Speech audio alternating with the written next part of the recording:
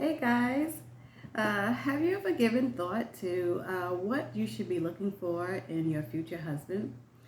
Well, I tell you that is so important, and you should definitely spend some time with yourself to figure out what are your negotiables and what are your non negotiables, and make a list, right?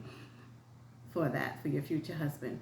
My name is Sharon, and thank you for tuning in to I Love You Packages, where I share all things to help improve your marriage. And in today's video, I'm going to be talking to the single folk out there, and I'm going to be sharing 7 things to look for in your future husband. And like I said, you have to spend time with yourself, of course, because only you know what exactly it is that you want in your future husband. I can just give you some pointers here. These are some things that I put together to share with you. And let's go ahead and get started. So, number one, he should have a relationship with the Most High God, right? He should be a God-fearing man, right? A God-fearing man will have a conscience, right? Well, at least he should. He should have a conscience. And you should be able to tell that by the way he treats people, how he treats, how he just governs his life, right? Is he an honest person? You know, do you trust him, right? Because if you can't trust him, then you don't have a God-fearing man. Okay, so you want to make sure that he has a relationship with the Most High God. And I'm just leave it right there. Number 2, how does he treat his parents, right? Does he care for his parents? Is he respectful to his parents, right? Does he spend time with his parents? Um, is he kind? Is he mean? Does he mean well? Like, is he helpful to them?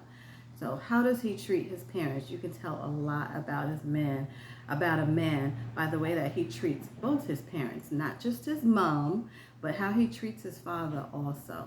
Okay. Number 3 is he should be mature, right? You don't want to be around no immature guy, right? Because I know guys, sometimes it takes them longer to mature than it takes women. So you want to make sure that this man is already mature, right? He should be mature enough to have adult conversations with other men, right? Most, he should be mature enough to have adult conversations with men, right? He shouldn't want to just be around his peers, people his own age all the time. He should want to be around older men as well, because that shows that he's mature, that he's learning, and he is, just going in the right direction. Okay. Um, let's see. Number 4 is he should have a vision for you and his future family, right? He should already have given that some thought, and when you guys are in conversation, he should be sharing those things with you as while you're getting to know one another. And of course, in marriage, I tell you, things change often. You go into a marriage with this on your mind. This is what we're going to do. This is how life is going to be for us. But then 2 years later, things change. You just never know. And you have to be open for that in the marriage, right? But at least if you can start somewhere and this man has actually given it some thought to have a vision for the family, you can see, do you want to even fit in that vision, right? But yeah, he should have a vision thought out for his family, because he should be thinking about his family as well, right? And his future wife. Number 5, he should be responsible. And what does that responsibility look like, right? He should have a great skill that will give him a great salary, right? Or a great business if he decided to do that, go into business, right? But he should have a good enough skill that will provide him a good income to provide for the family. And I'm not saying that he has to be the sole provider of the family. That's between you and your husband. But usually, the way I've seen it growing up, men have been the sole provider. But it's really based on you and your husband, and I'm not going to get into that, at least not now in this video. But definitely, he should be responsible, have a good skill, so that he can, has enough money to even have a family, right?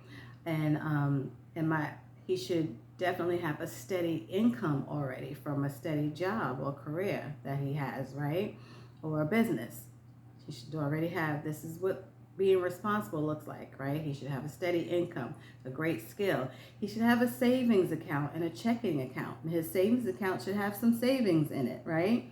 And his checking account you should be able to tell that he has a record of paying bills, right?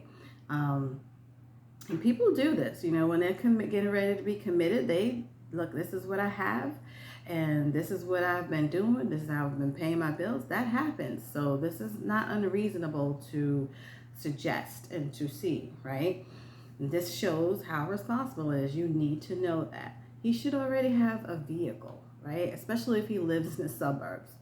Okay, because you need a vehicle in the suburbs because there's not a lot of buses and transportation like that. So he should have a vehicle. But if he lives in the city, I guess, and he's getting to work and he has a steady job and he's been doing it that way on a train or bus, that's fine too. But depending on where he lives, he should have a vehicle or really have some form of transportation and already doing that to get to and from work. Okay. He should have a decent space where he resides already, right? Depending on his age, it doesn't have to be his own place already, but he should be given, if he's living with his parents, he should be giving a decent, like a contribution to the family, to the parents for his space, right? It shows character, his care for his parents and his gratitude to them, right? Even if his parents don't want it, then he should be able to tell you that they don't want it. So this is what I decided to do. Maybe he brings groceries on a weekly basis into the home or whatever it is. It'll show his thoughtfulness and his character, and you'll be able to get a glimpse of, how he's living. And also being responsible looks like a neat and tidy person, right? His space, wherever it is that he resides, should be neat and tidy, right? It shouldn't be a mess. It should definitely be neat and tidy. His clothes should be clean and washed, and he should just be a responsible type person. So those are things that show responsibility. Number 6, he should understand how to dress accordingly, right? I remember my husband trying to tell my son how he should wear different, clothes other than just a hoodie and sweats or, jeans. Some days you should put on khakis and a collar shirt or something, So yeah, he should know how to understand how to dress accordingly, how to dress accordingly, and how to dress for different occasions. Like my daughter, she is good. I always tell her, man, I love one of those things I love about you is that you always dress for the occasion. She likes to dress up. Girls usually do, but she knows what to wear, when to wear it, and a lot of her peers don't know how to do that, and I really admire that about her, that she will dress for the occasion. She'll be decked out, and she just knows how to do it. So he should definitely know how to dress accordingly, not just wear jeans all the time, not just wear sweats all the time, but switch it up, right? Number 7, and last but not least, number 7, he should be a protector physically, mentally, and spiritually, right? He doesn't have to fight everybody that he comes across, right, for you, but he should use wisdom, right, and behave himself wisely in different situations, right? It doesn't always call for a fist fight. His mind mentally should be protected. Like he should know where to bring you and where not to bring you, right? He should know how to protect your mind from certain things that you shouldn't see or hear, right? He should know how to pray with you, how to teach the Bible to you. Y'all should be able to talk about the scriptures together, right? And talk about agreements and contracts and things like that. Like he should know how to read and understand. And if he doesn't understand certain contracts and things, because I don't understand all of them, he should know how to get that help that he needs. And that's where you go to like a mentor, or you hire an attorney, or whatever it is that you have to do, right? So that brings me to the end, and I hope that these were very helpful, give you some things to think about and looking for your future husband.